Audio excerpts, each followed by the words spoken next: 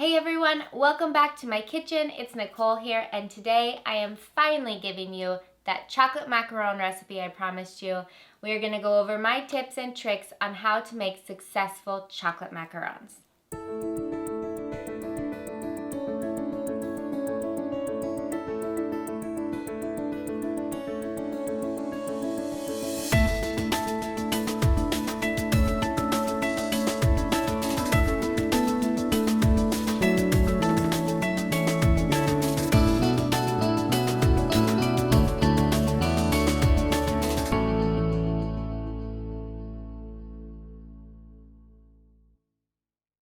Alright guys, so before we get into chocolate macarons, quick caveat, if you have not already watched our macaron tutorial, we'll link it right up here on the screen. Stop what you're doing now, go watch that, and then come back here. It is a very in-depth process, macaron making, so we did that already, and we're going to focus now on this cocoa powder and making chocolate macarons. So a couple things that can go wrong when you're making chocolate macs, it is those soft and wrinkly tops that everyone DMs me about and says, why are these not working?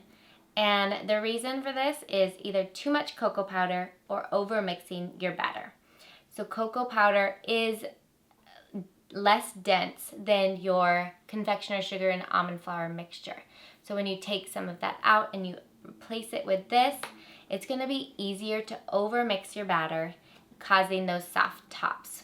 So we're going to make sure we don't overmix our batter, and also I will give you my recipe to make sure you don't have too much cocoa powder in your macs. I am going to be separating my batter in two, and I feel like a flight attendant. I'm going to be separating my batter in two and making a darker color macaron, and then more of a chocolatey color macaron, just to show you guys the difference of what you can do, the versatility of chocolate macs. I use two different types of cocoa powder in my recipe. I do one for flavor, which is this Calabo medium chocolate, or medium cocoa powder, and then I use this Cocoa Trader black cocoa powder. If you haven't heard about black cocoa powder, you can get it on Amazon. It's on my storefront. It is amazing as a colorant in macarons, so you don't have to add so much gel paste to certain things like a black or a red macaron. You can achieve it really nicely with this colorant. It also is great in buttercreams to make that buttercream nice and black without having to stain your mouth nice and black too. So that's on Amazon, but I use both of these so we get that flavor that we want and also the color we want. And those two combined make for the perfect chocolate macaron. So let's get started.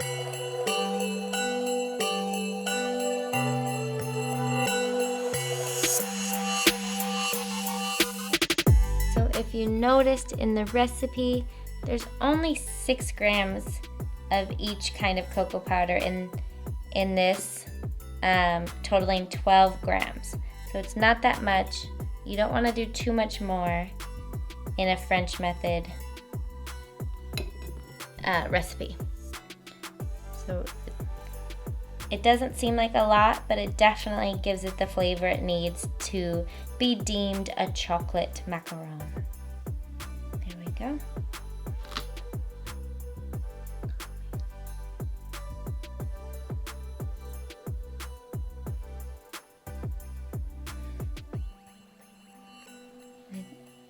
Can you see the difference between that brown and the black cocoa powder?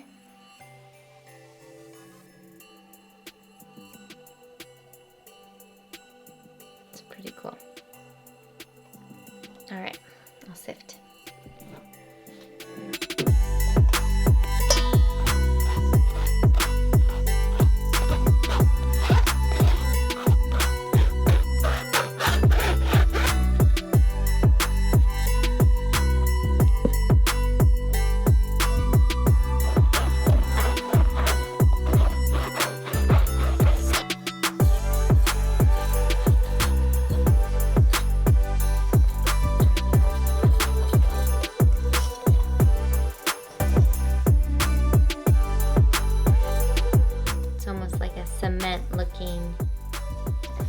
result once you get this mixture homogeneous.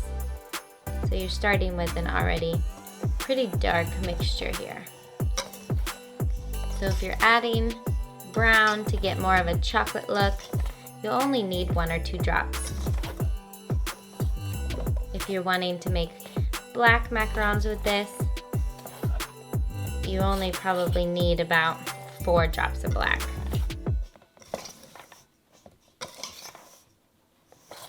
We won't be making black today because I'm making for my last farmer's market, and I am going to do my shells for my hot cocoa and my dark chocolate caramel.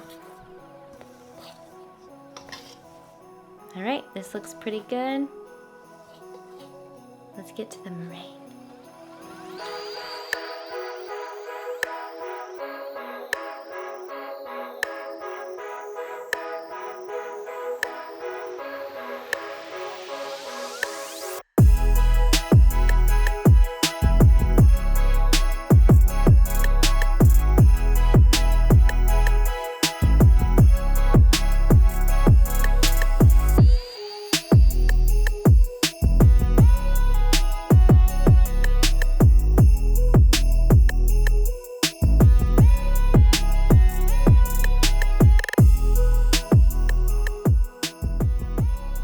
Making this one into more of a chocolate looking shell by adding a Maricolor chocolate brown.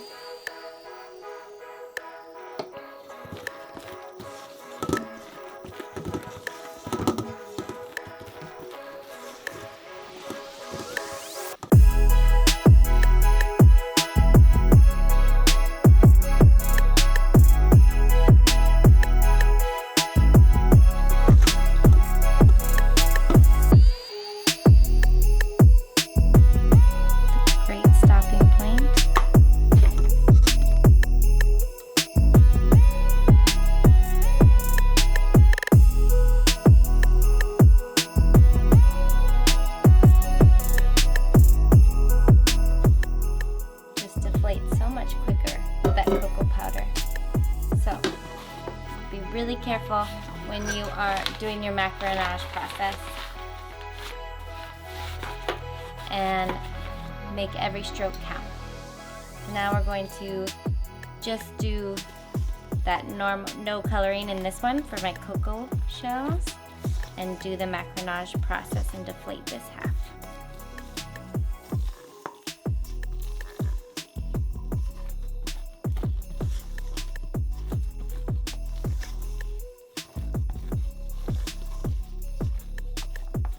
And this is with no coloring. This is just that black and brown cocoa powder. It's just such an interesting color.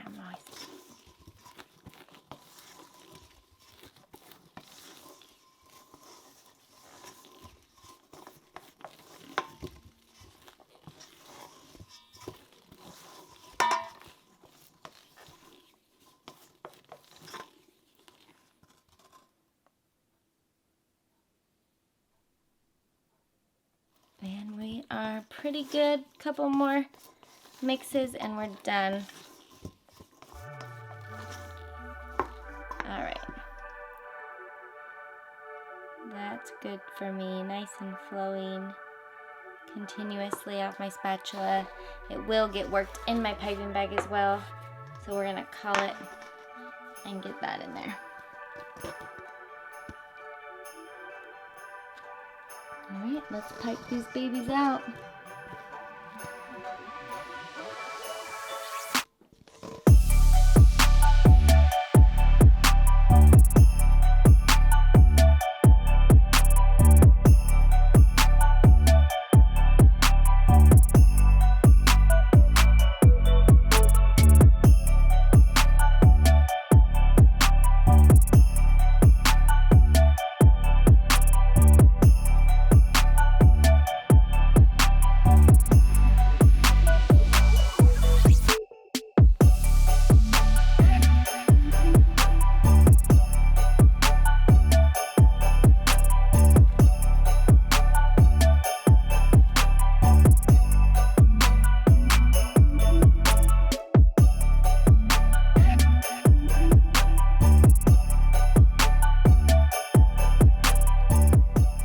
both of our shells have that matte finished look and they are not sticking to my finger when I'm touching them. So I'm gonna put these in the oven.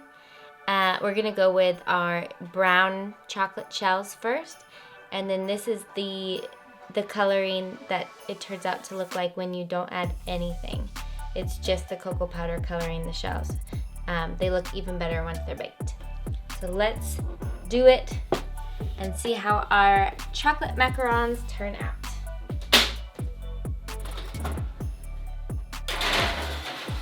Got my oven at 300 to preheat, and then I turn down to 275. 11 minutes, flip, and then 11 more minutes, and we will check out how we did.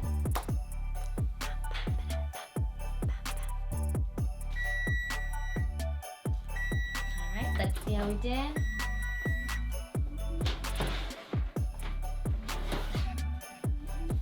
Pretty shells. Chocolate mix. Guys, I wish you could smell these. They smell like you just brought brownies out of the oven. They're so good. We'll let these cool and then we'll see how we did. And then I'll put the second tray in right now.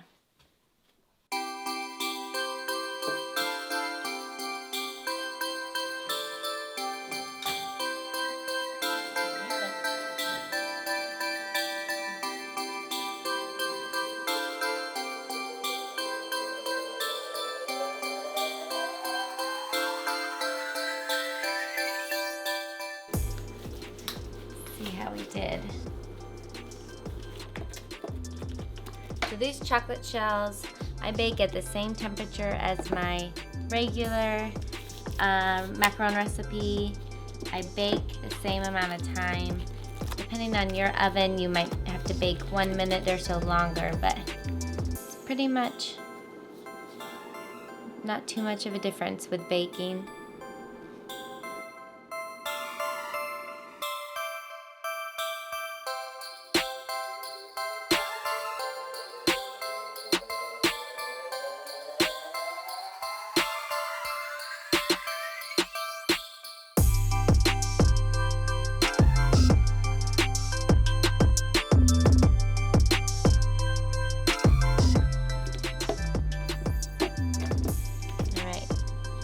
Definitely want to make sure all your shells are completely cooled before you fill them. You don't want a melty mess. I've got my dark chocolate ganache filling here. If you haven't already, you can go to the home page and check out that fillings, my top 5 fillings video. And that's gonna give you this recipe. It is a beautiful dark chocolate ganache that pairs really well with your macarons. I don't know if you guys can see that.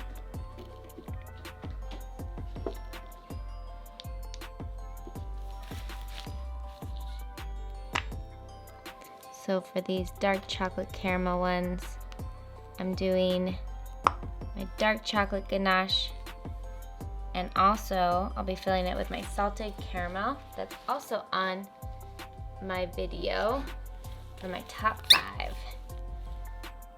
Just a little dollop in the center. This filling is so decadent. We've got that chocolate and salted caramel with the almond meringue cookie. It just tastes kind of like Snickers, but better. Sandwich them together and you've got your beautiful cookies.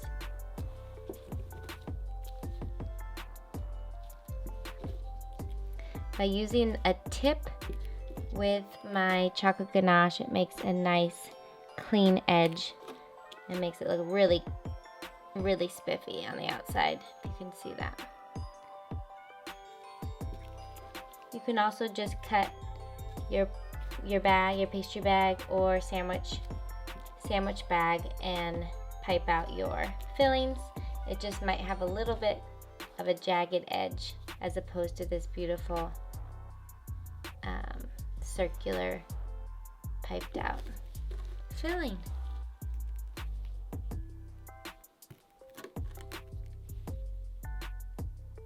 Alright, and we're done.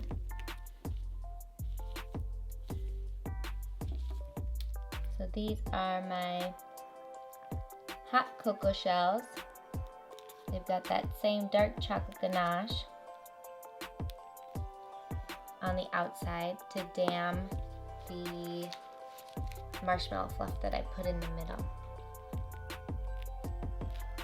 I'm piping with I believe it's a 4mm tip.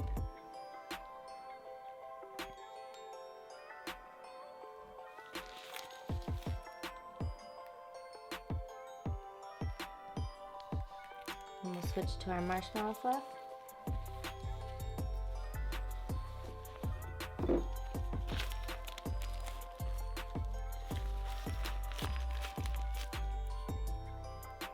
Just a little dollop.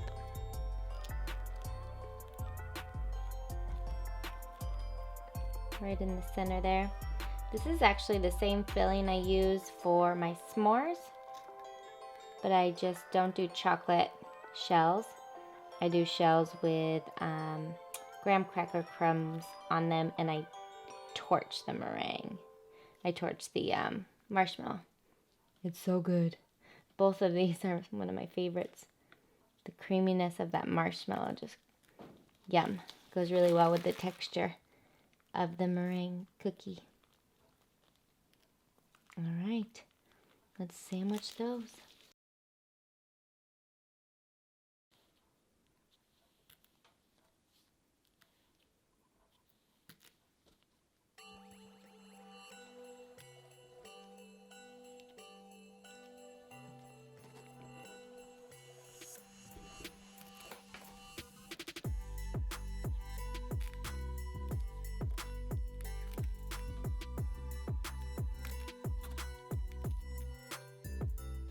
So these are all filled. I am going to now store these macarons.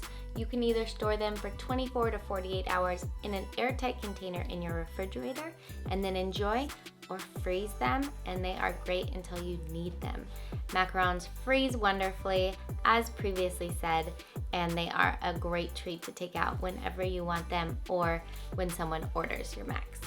That completes our chocolate macaron tutorial. Thank you guys so much for watching.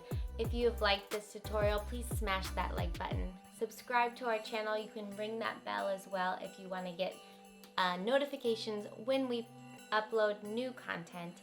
And as always, you can like us on Facebook, follow us on Instagram, and we will greatly appreciate it. Thanks so much for tuning in, guys, and we'll see you in the next episode.